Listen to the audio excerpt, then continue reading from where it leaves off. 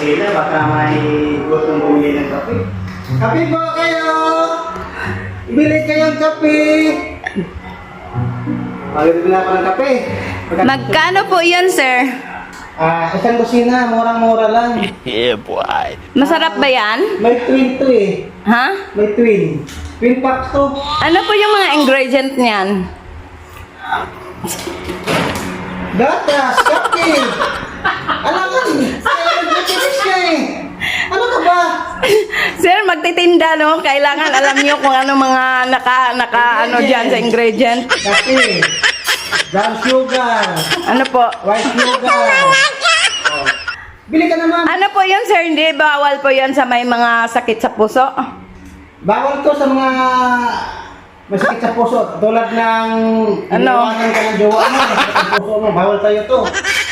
Oh. Twin packs, twin packs. Ayoko, sir. Baka bawal yan sa akin. Ang kape nito, ito. Ano nga yung pinaka-best ingredient niya na nakakabuti sa katawan?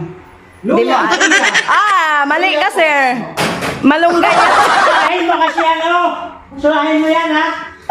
Marunong ka mag-promote. Luya yan, Wala luya. ka palang alam eh. Luya, malunggay. Inaaway naman ako nila. Ay, nagtitinda na nga ako ng kape. Oh, ano ba? Ang ano mo? Oh, gulay. Sabi mo, bro. Gulay. Tinda ng gulay, oh. Gulay. Oh. Doon, gulay. May ano pala, may photoshoot pala Huwag niyong dito. kalimutan. Like ang aking Facebook page. Okay, ano yun? Ano po? Tapos? Ang comedian vlogger ng Huway Buhol. Magkano po yun, sir? Nakalimutan ko itanong, magkano po isa? Ang isang dosina nito ay murang-mura lang. Ano po? 74 pesos lang. Sa isang 12 piraso? pesos. 12 pesos.